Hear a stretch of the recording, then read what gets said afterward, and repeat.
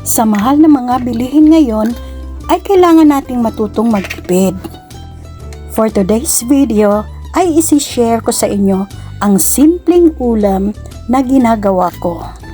So tara, samahan niyo ako. Ops, tuloy lang sa panonood. Huwag muna mag-scroll down at nang may matutunan ka naman mula sa akin. At kung bago ka pa sa aking channel, please subscribe, hit the like button, and the notification bell. Ulam nga pala namin kaninang tanghalian ay lechong manok. Since may natira pa, ay magdi-DIY na naman tayo ngayon para sa ulamin natin ngayong gabi. Sa una, naggisa lang ako ng bawang. So okay na yan, konti lang.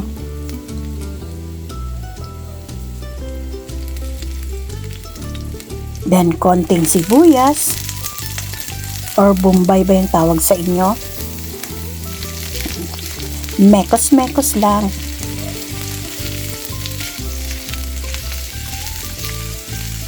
Simpleng recipe lang talaga ito. So, ito yung favorite ng asawa ko. Then, nilalagyan ko rin ng kamatis. Kasi gusto ko yung maasim-asim.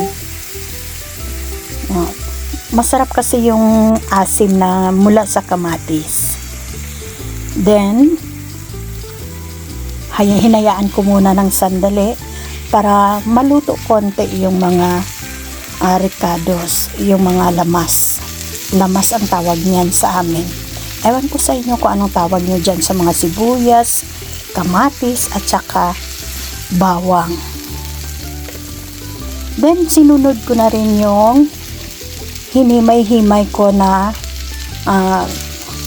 manok, tira-tira ng lechong manok. So, syempre inalis ko yung may mga buto-buto para hindi na mahirapang kainin. Hindi na mahalo sa gulay at nang maiwasang matinik.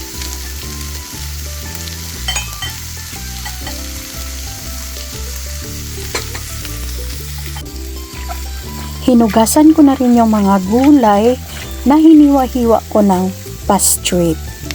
So, syempre hindi naman matagal yung pagbabad ko. Kasi sabi nila, maaalis daw yung mga nutrients ng gulay. So, ayan, ilalagay na natin sa ating ginisa.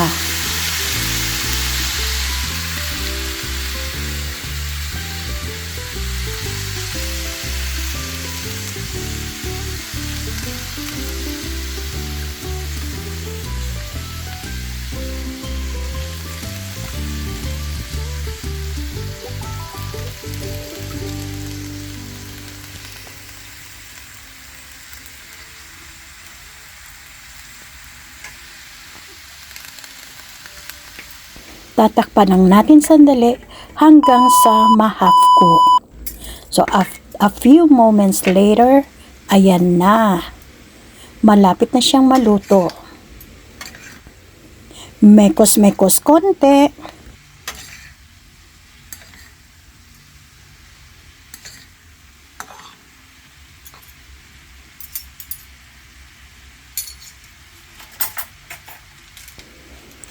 Lagyan ng mga pampalasa.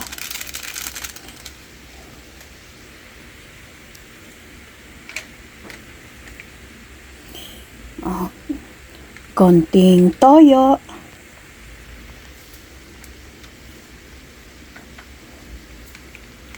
Konting oyster sauce.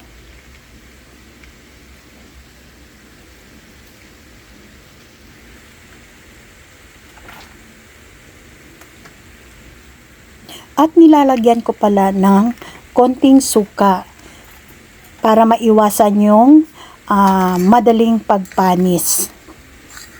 If in case na may maiwan man sa ulam.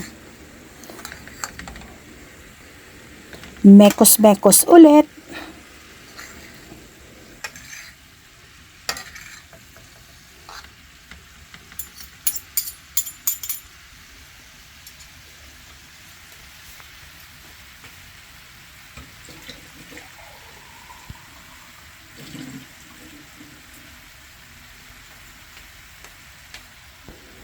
at lagyan ng konting tubig para naman maluto yung mga matitigas na part ng repolyo. So, ayan, tatakpan natin sandali. And charan! Ready to eat na!